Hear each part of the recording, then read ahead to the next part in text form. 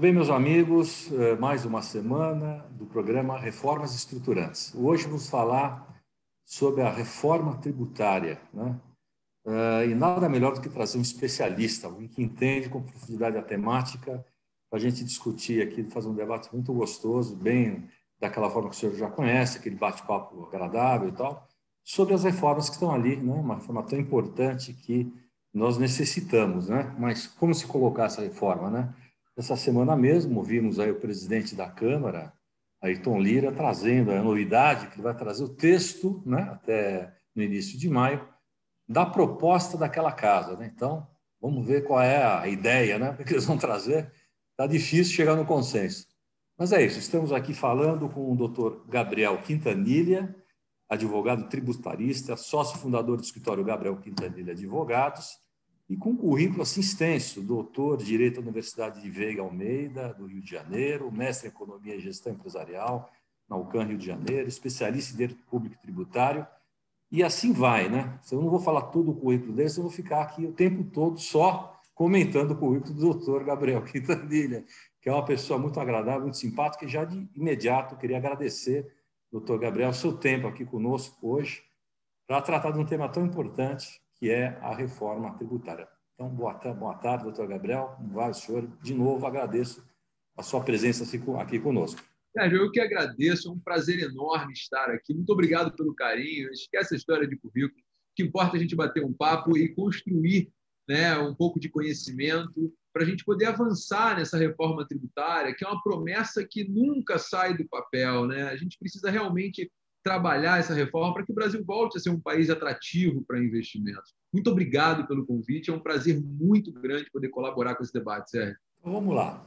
Então, a gente está tratando de reforma tributária, né, como se fosse uma reforma extremamente ampla. Então, a gente tem que agora também frisar, a gente frisa isso nos programas, que é uma reforma que trata de tributos indiretos, na verdade, não é no todo. Não estamos falando de imposto de renda, não estamos falando de imposto sobre fortuna, sobre patrimônio, não é nada disso. Estamos tratando de imposto sobre consumo, que, na verdade, é a maior arrecadação do país, na verdade, é essa, sobre consumo. Então, e dentro dessa lógica, o que nós temos hoje, né? Já encaminhados a uma boa data lá no Congresso Nacional, temos uma PEC na Câmara dos Deputados e temos uma PEC a 45 e temos uma PEC que é a 110 lá no Senado. E correndo por fora, temos aí um projeto, né, que chama-se Simplificasar, que entrou como uma emenda na 110, inclusive pelo saudoso Major Olímpio, que infelizmente veio a falecer recentemente, mas é um projeto também interessante. Então, eu queria, de cara, doutor Gabriel,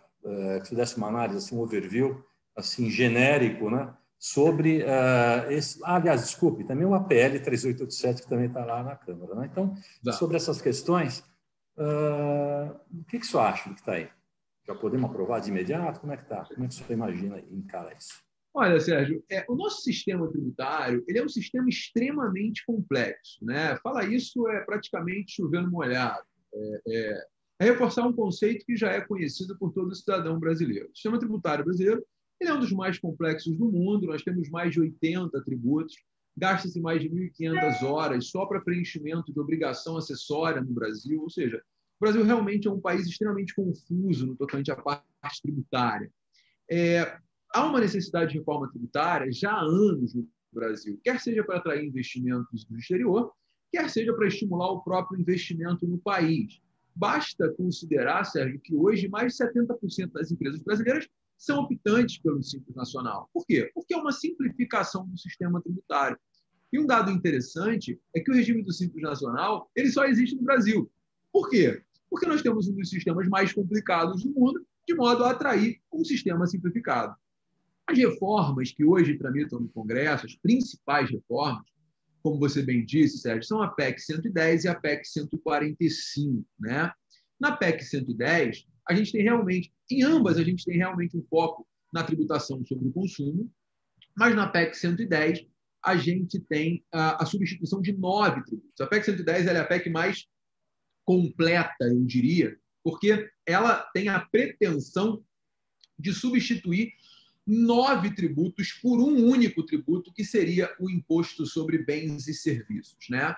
Nesse caso, deixariam de existir o IPI o IOF, PIS, PASEP, COFINS, CID Combustíveis, Salário Educação, ICMS e ISS. A PEC 110, então, ela é muito abrangente. Você percebe que ela abrange tributos federais, estaduais e municipais.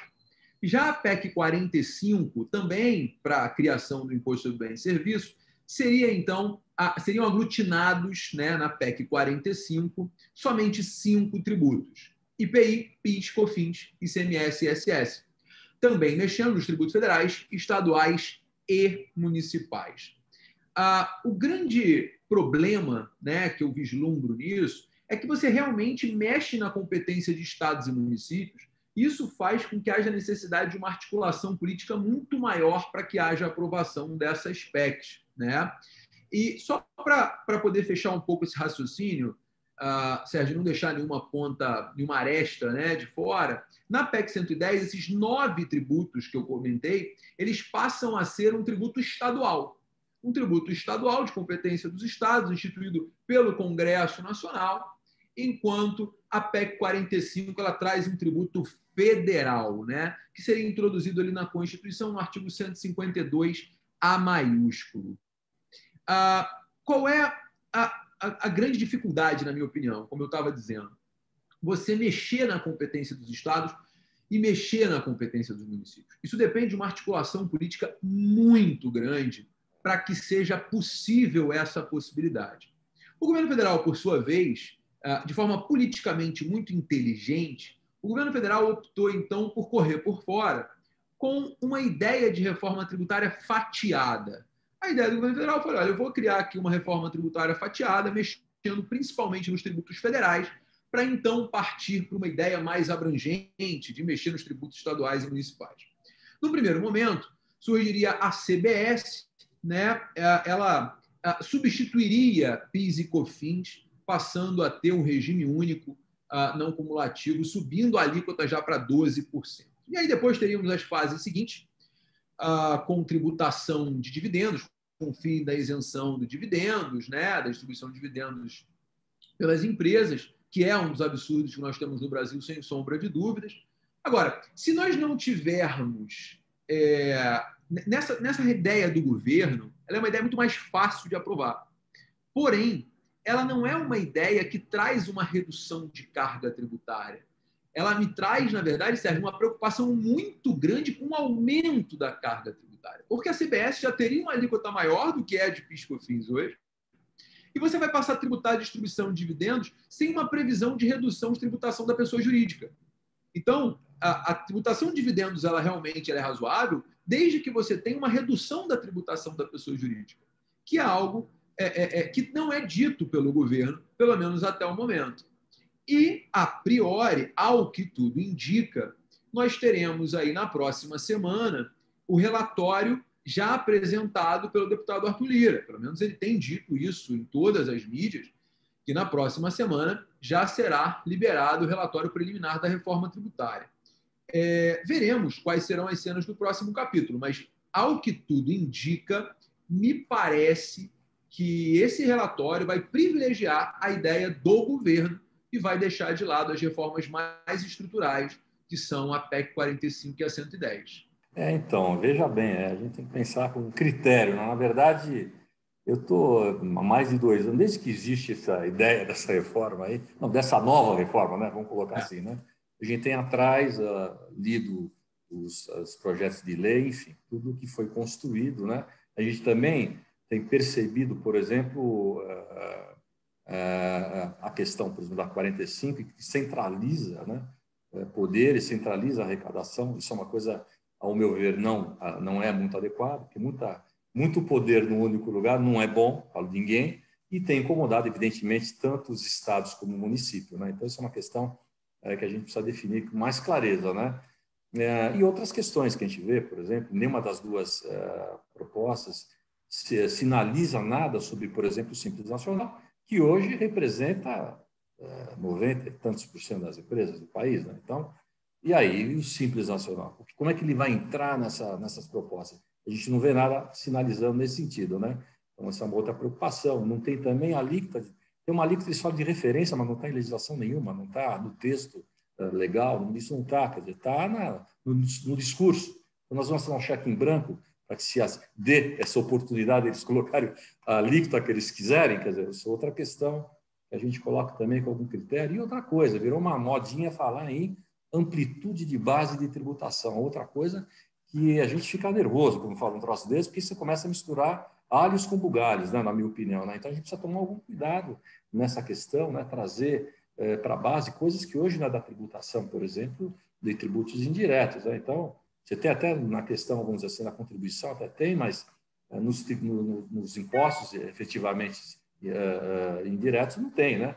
É o caso, por exemplo, da locação. Você vai trazer locação que você paga imposto de renda para quem tem o imóvel, do imóvel. E do bem, do patrimônio, você paga IPTU, IPVA, sei lá o que você está alocando, mas, enfim, você tem o imposto do bem, especificamente, né? Você já está tributado. Quer dizer, você vai querer trazer, aumentar mais a discussão no judiciário nessas questões, porque isso não vai trazer de maneira alguma, ao meu ver, né, uma tranquilidade jurídica. Ao contrário, né? Vai piorar as questões jurídicas. Então, são algumas questões que eu queria já trazer para a gente poder trocar uma bola a respeito disso aí. O que o senhor acha disso, doutor Gabriel? Eu tenho a sensação também de que essa reforma ela foi pensada mais ou menos como se fosse um mundo ideal, mas não necessariamente um mundo de fácil execução, sabe? Eu acho que ela fica um pouco naquilo de que, olha, o ideal é isso, mas a execução perfeita não é nesse caminho.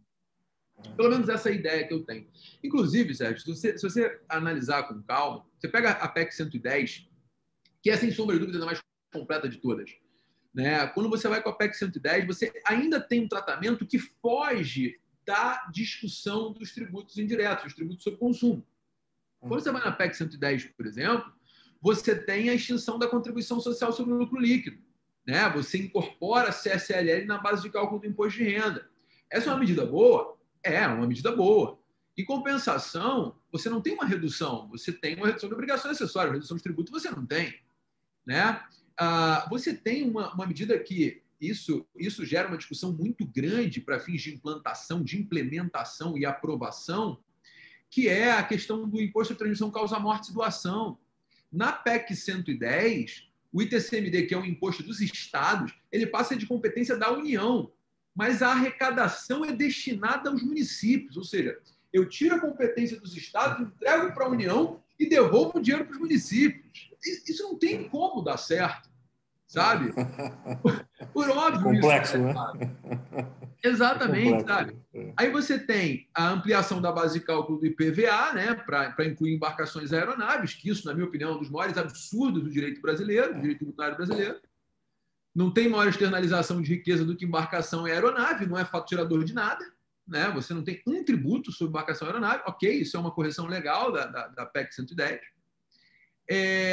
Agora, assim, o que você coloca, e coloca de forma muito clara, eu acho que você tem outras discussões, e aí cada uma das medidas, e aí quando eu falo em medida das reformas propostas, cada uma delas tem um grande problema, na minha opinião. Né? Eu acho que as PECs elas têm problemas seríssimos porque elas mexem na arrecadação federal, além disso, na arrecadação estadual e municipal. E a proposta do governo ela traz ainda, por exemplo, a discussão do livro. Né? Ela acaba com a isenção de PIS/COFINS sobre o livro. Isso vai gerar discussão? Claro que isso vai gerar discussão, gera um debate, um desgaste desnecessário para o governo na aprovação de uma PEC tão importante para a nossa economia, sabe? E a gente tem um problema seríssimo no Brasil, Sérgio. O poder público acha que tudo tem que ser tributado. Né? Não existe nada que não possa ser tributado. Então, eu vou tributar a locação, né? Eu vou tributar aquilo que não tem tributo hoje, eu vou dar um jeito de tributar. E não necessariamente é uma externalização de riqueza. Quando a essência do direito tributário é tributar a externalização de riqueza. E isso é uma coisa que eu, particularmente, percebo e critico profundamente. Não são todos os fatos da vida que têm que ser tributados. Há fatos que não têm que ser tributados. Agora, os fatos que não representam a externalização de riqueza são fatos que não têm que ser tributados. Você falou muito bem da locação. A locação não é serviço. A locação não tem que ser tributada como obrigação de fazer. Mas não existe imposto sobre locação. E daí? Você recebe aluguel, você paga imposto de renda. É nesse momento que há um aumento patrimonial. É nesse momento que há uma riqueza nova externalizada que deve ser tributada. E que você está pagando, já está tributando, né? Exato, exato. Eu já sou tributado com a lógica que tem do governo me cobrar um tributo sobre o fato locação. O fato locação não representa aumento patrimonial, não representa riqueza, não representa absolutamente nada de novo para o mundo do direito. Ou para o mundo da economia, que é o pior de tudo. Né? Então, assim, essa ideia brasileira é uma ideia muito retrógrada. E aí, Sérgio, eu vou além. Nenhuma das PECs, por exemplo, trata da modernidade. Nenhuma das PECs, por exemplo, trata da Revolução 4.0. Sabe? Você tem reforma tributária que nasce ultrapassada. É verdade. Sabe? Porque ninguém Aliás, se disputa ali economia compartilhada. E essa temática da indústria 4.0 é uma temática complexa, né? Tanto que o mundo está discutindo isso, né? Como é que nós vamos tributar essas empresas? Que a cada hora elas estão no lugar, né? Elas são virtuais, né? Cada hora elas estão na base. E aí, né? Então está se discutindo claramente isso. Eu acho que é uma discussão legítima, né? Tem que ter de fato, né? Para se tributar com critério essas empresas, porque elas são que nem ciganos, né? Cada hora vão para um canto e está tudo certo, né? Não pode acontecer isso, né? E tem um impacto econômico muito grande, Sérgio, se você parar para analisar. Você parou para pensar que a maior transportadora do mundo hoje é um aplicativo, é Uber? Não tem um carro. Não tem um carro. O maior hotel do mundo não tem um quarto, que é o Airbnb. Sabe? Então, assim, como tributar esses caras? Isso tem que ser discutido. Como tributar o Bitcoin? Está sendo tributado da forma correta, criptomoeda, como ganho de capital? É esse o caminho? Então, assim, a gente está muito atrasado, sabe? A gente ainda está discutindo problemas estruturais que deveriam ter sido solucionados há 20, 30 anos atrás. A gente está martelando ISS no serviço de streaming, quando, na verdade, não é uma obrigação de fazer. Agora, dentro dessa lógica, doutor Gabriel, acho que você tem toda a razão. Isso é um sentido lógico, né? Por isso, a nossa aflição, né? Porque querer passar a reforma agora do jeito que está, essas que estão aí, eu acho meio temeroso, né? Ao meu ver, né? Você criou, as propostas estão criando fundos de compensação do governo, que é outro absurdo, né? Tem fundo de 50 anos. Pô. Isso é uma reforma? É uma reforma com 50 anos de compensação? Quer dizer, é uma coisa maluca, né? Eu acho Então, que a gente precisa tomar muito cuidado nesse momento em se aprovação de uma proposta dessa. Né? Sérgio, toda razão, toda razão. Só um detalhe interessante, Sérgio, do que você comentou.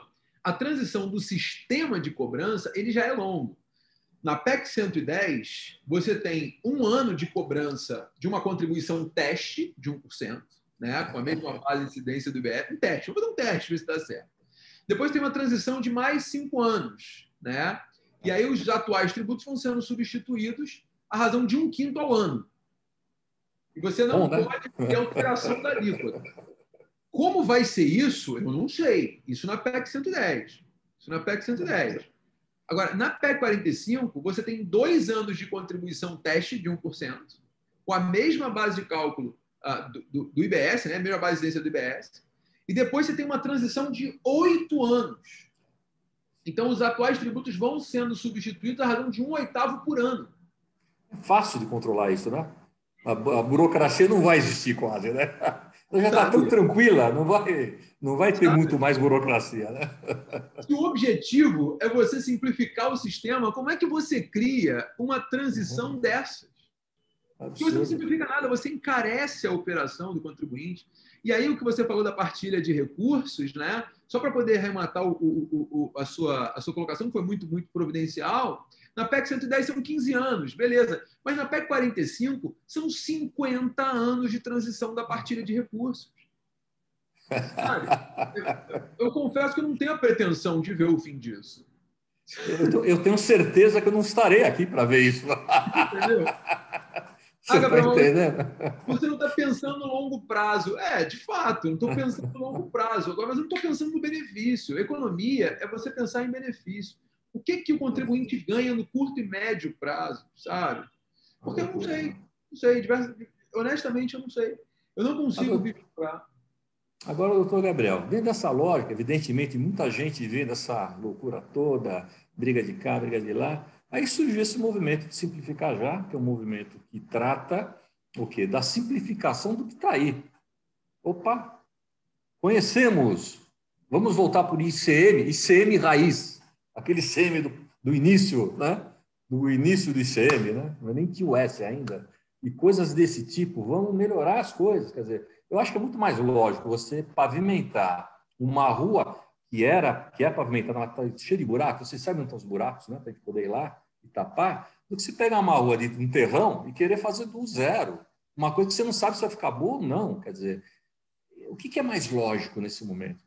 Na verdade, eu acho que. E tem muita gente da sua área, tributaristas, hoje, com base nisso, apostando nisso. Né? Você pode usar até critérios infraconstitucionais, não sentar um IPEX, tudo mais, facilita a vida, vamos em frente, vamos fazer aquilo, enfim. Tem uma coisinha outra que precisa de IPEX, talvez para melhorar a estrutura, talvez, sei lá, criar algumas leis nacionais, vamos dizer assim, lei do ICMS nacional. Você criar um padrão brasileiro, fica mais fácil do que ter 27 legislações. Um ISS nacional, idem, mas com, evidentemente, com o critério de uso de cada município e de cada estado, independente, como é hoje. Né? Eu acho que esse, na verdade, é um fator importante nesse quesito. O que você acha disso, doutor Garcia?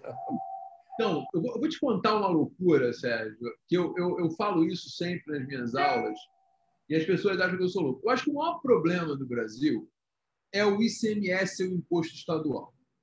Eu acho que o ICMS tinha que ser um imposto federal, tá? E o imposto de renda tinha que ser um imposto estadual. Por quê? Né? Porque hoje, por exemplo, você considera cidades como Rio de Janeiro e São Paulo, o indivíduo que tem um salário de 10 mil reais no Rio de Janeiro e São Paulo, ele não tem a mesma capacidade contributiva que o cara que tem 10 mil reais de salário, talvez, no Ceará. Que é um estado maravilhoso, mas não passou pelo processo de supervalorização que o Rio de Janeiro passou nos últimos anos. Onde o metro quadrado do imóvel na Zona Sul é de 25, 30, 40 mil reais. Né? Mas isso é um sonho. Vamos ao que é possível. Eu, particularmente, Sérgio, eu acho que a simplificação é o melhor dos caminhos. Você tem várias formas de simplificar. Veja, a ampliação do Simples Nacional é uma forma de simplificar. Ampliando o Simples, o limite hoje é muito pequeno, 4,8 milhões. Por que não dobrar o limite do Simples para 9,6? Por que não criar um regime simplificado para a indústria? Um simples indústria, só para a indústria, já com um teto de 15, 20 milhões de reais. Ah, Gabriel, mas isso representa perda de arrecadação. Representa a simplificação do sistema, representa trazer mais empresas para a operação, representa permitir que as empresas não quebrem, mas é claro que vai ter sim um impacto arrecadatório. Só que tem um detalhe, Sérgio, que a gente está errado na origem. Porque a gente fala de reforma tributária para quê? Porque toda vez que eu penso em reforma tributária, eu penso em redução de tributos. Só que no Brasil, não. A gente pensa em simplificação do sistema. Redução de obrigação acessória, só. Porque, na grande verdade dos fatos, é que a despesa pública federal, por exemplo, continua estratosférica. Como que a gente fala numa reforma tributária para reduzir tributos se não tem reforma administrativa? Como que eu posso reduzir receita se eu não reduzir as minhas despesas? Então, a grande verdade dos fatos é que num país em que a despesa pública ela não tem qualquer controle, vide a discussão que nós estamos vendo aí hoje com relação ao orçamento da Covid, etc., etc., enquanto, ao mesmo tempo, órgãos públicos fazem licitações para trocar, sei lá, cortina, comprar lagosta, né? A gente tem uma reforma tributária que, factível, cá entre nós, só para simplificar. Factível, cá entre nós, no máximo, para simplificar. E aí, como que você poderia fazer isso? Né?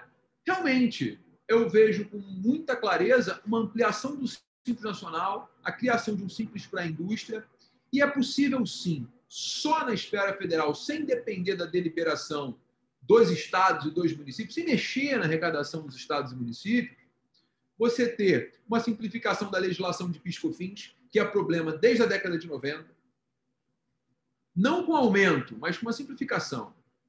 Você ter uma simplificação da legislação de IPI, que também é uma legislação bastante complexa. Hoje ninguém consegue fazer classificação de mercadoria, por exemplo. O governo não sabe a diferença entre perfume e água de colônia. Isso é um problema, né? Você vai na TIP lá, você fica doido, né? Fica maluco, né? Não é isso? Então, assim, a partir do momento que você consegue trazer uma simplificação das obrigações acessórias, você já traz um resultado muito importante para o país. Isso tudo na esfera federal. Você não precisa entrar na competência de estados e municípios para isso. Isso seria rápido, seria eficiente e seria, sem sombra de dúvidas, um atrativo para investimentos. Doutor Gabriel, dentro dessa lógica de simplificação, o que você acha de acabar com as retenções tributárias, em geral? É uma boa ideia, não? O que você acha disso? Essa pergunta é muito boa. Eu acho que as retenções geram um ônus muito elevado, né? As retenções realmente elas são prejudiciais e elas geram inconsistências no sistema muito complexas. Porque muitas vezes você sofre uma retenção de um tributo que é indevido. Né? E aí você, para você provar que é indevido, tem que fazer processo administrativo e aumenta o custo do Brasil. A única coisa que o governo fala, Sérgio, e muita gente me critica quando eu defendo isso, e eu concordo com o governo nesse ponto,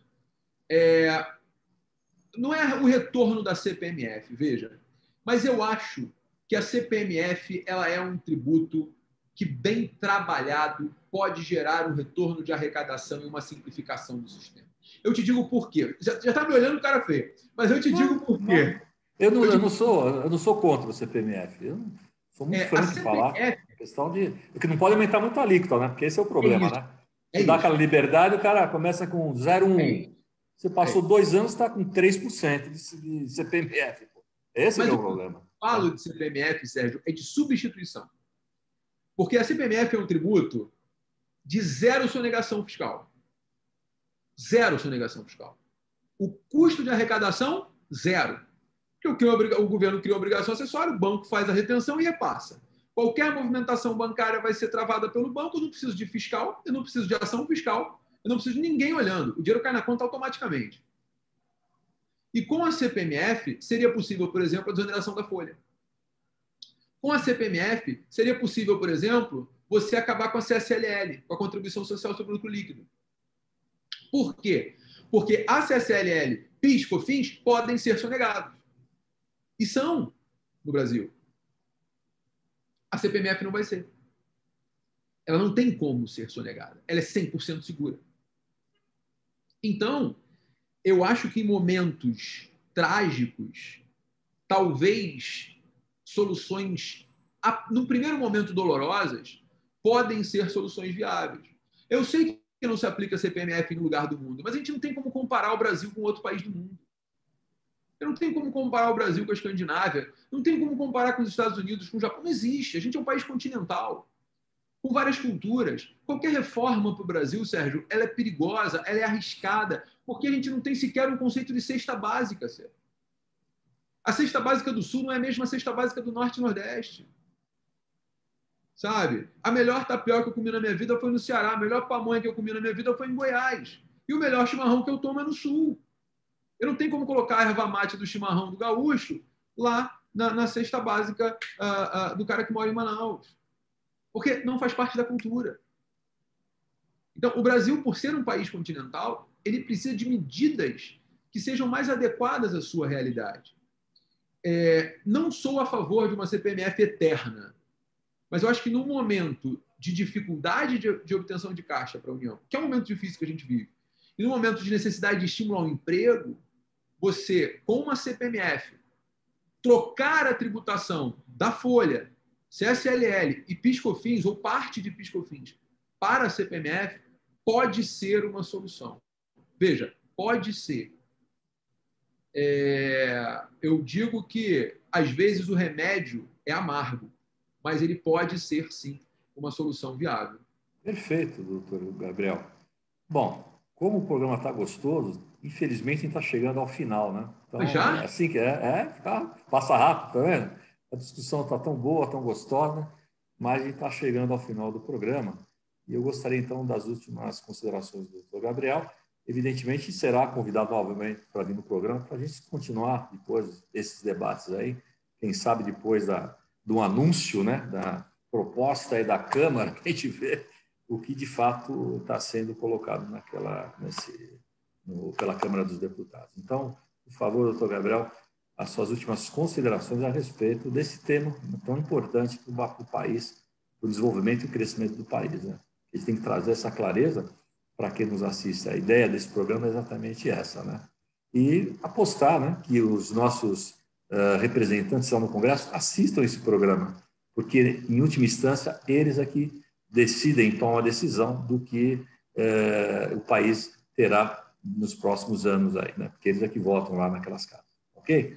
Então, Gabriel, por favor, as suas últimas considerações. Sérgio, eu acho o seguinte, eu torço que, ainda que não seja a ideal, que alguma medida tributária seja adotada no Brasil. A gente precisa de um sistema mais isonômico, a gente precisa de um sistema que onere menos as camadas mais pobres, que reduza a regressividade, porque hoje quem suporta a maior carga tributária no Brasil é a camada mais pobre da população, porque a nossa tributação ela está focada e pautada em produção e consumo. Dá para ser feita uma reforma tributária em âmbito federal, já com impactos relevantes para a população e atratividade de investimento. A gente precisa dessa reforma para que o Brasil volte a ser um país competitivo e um país interessante para o mercado internacional. Porque não é possível que um país grande, capaz como o Brasil, a gente ainda esteja sofrendo com perda de investimento por causa da insegurança jurídica e principalmente insegurança tributária que a gente vive. Então, eu torço que avance pelo menos alguma medida do governo que seja capaz de trazer um mínimo de simplificação para que nós sejamos mais atrativos. Isso vai ser muito importante para a retomada do crescimento logo após a pandemia. Obrigado, doutor Gabriel, pela sua fala, pelas suas palavras aí. Foi muito bom, a gente aprendeu bastante consigo nesse debate gostoso que tivemos aqui. E é isso, realmente, a preocupação que fica, né, é de não ter uma aprovação rápida, né, porque eu acho que ainda falta um debate um pouco maior com a sociedade, para que se tenha essas reflexões que nós colocamos aqui no programa, ser levado ao Congresso Nacional, né, porque é natural, né, que a grande maioria dos nossos deputados, senadores que ali estão, a grande maioria, eles não são técnicos da área tributária, porque eles não têm essa formação, né? Isso é natural. Tem médico, tem todas as profissões ali, né? Todas as atividades, né? Foi eleito pelo povo, enfim, não tem um critério para entrar no Congresso, né? Então, eles também não têm essa necessidade, a obrigatoriedade de conhecer com profundidade, né? Mas é importante que eles tenham essa consciência de que consultem seu tributarista, as pessoas ligadas à área, que entendam o assunto, para poder ele melhorar, amadurecer melhor o seu critério, o seu conhecimento, antes de votar, né? Não vote só com a liderança, vote pensando com muito critério naquilo que você acha que é melhor para o nosso país. Então, é isso, meus amigos. Agradeço novamente a participação do Dr. Gabriel. Vou te chamar de novo para você estar aqui conosco, Dr. Gabriel. Volto com próximo certeza. Programa. Com certeza, foi um prazer enorme. Muito obrigado. Para a gente trocar uma ideia aqui. Então, gente, obrigado novamente. Um forte abraço para vocês e até a próxima semana, se Deus quiser.